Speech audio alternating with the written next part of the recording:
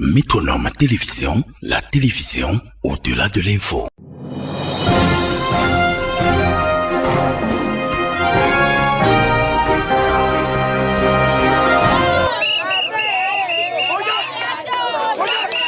La journée du vendredi 13 mars 2026 restera sans doute gravée dans la mémoire collective des populations de Njombe et de Penja. En pleine période de Ramadan, le président national du FORDAC, Yep Thioro-Marik, a effectué une visite de solidarité particulièrement remarquée auprès des communautés musulmanes des deux localités. Je suis natif de ce village. Mon ADN, ma vie, c'est Penja, je suis attaché. Et je compte y rester. C'était ma destinée. À la tête d'une importante délégation, le leader du parti politique Force démocratique pour l'action et le changement, FORDAC, a sillonné 4 mosquées, traduisant ainsi un message clair, celui de la proximité, du respect des communautés religieuses et du renforcement du vivre ensemble. Tout ce que Monsieur le Président vient de nous offrir à la communauté musulmane et à certains qui ne sont même pas musulmans, les voisins, nous partageons ça ensemble. Nous ne prenons pas ça pour garder dans nos différences parce que nous cohabitons. Alors c'est une très grande chose. Tout le monde a vu qu'on ne peut pas aller garder ça dans nos chambres. Le président, nous allons le soutenir jusqu'à la gare.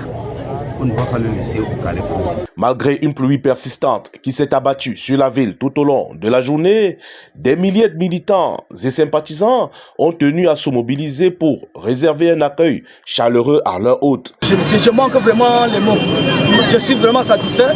Vous voyez la maison, la mosquée en chantier. Ce 3 tonnes de ciment va nous aider à fabriquer les parfums pour effectivement élever les murs.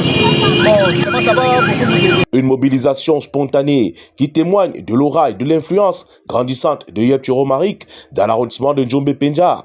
Dans les différentes mosquées visitées, les imams et les fidèles musulmans ont salué la démarche du président du FORDAC. Que Allah, le Tout-Puissant, l'aide dans toutes ses ambitions, qu'il puisse très loin de ça, Inch'Allah. Dans une atmosphère empreinte de respect et de fraternité, les échanges ont été marqués par des prières, des bénédictions et des messages de paix. La communauté musulmane a reçu un important appui composé de 100 tapis de prière, 400 brouillards, 50 sacs de sel, ainsi qu'une enveloppe de 500 000 francs CFA destinée à soutenir les activités de la communauté.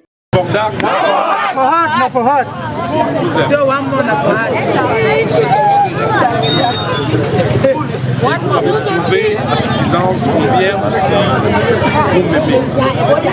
Combien est-ce que nous avons cette soif commune, celle du changement au travers de belles actions?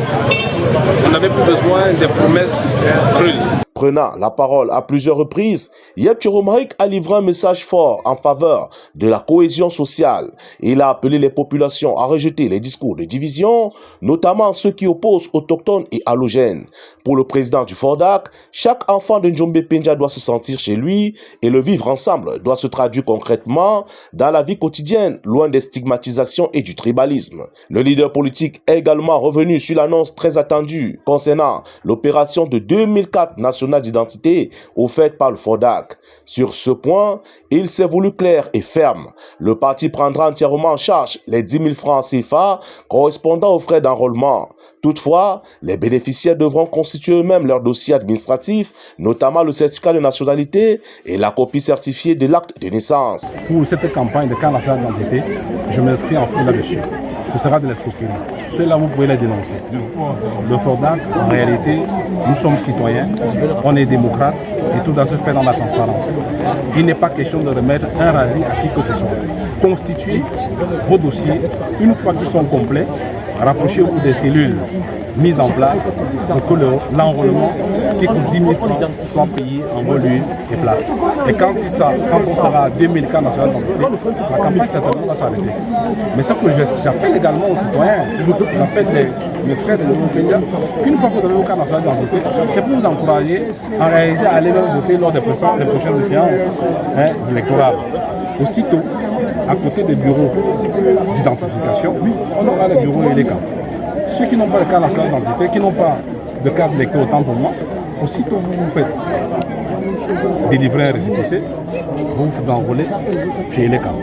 Voilà la démarche.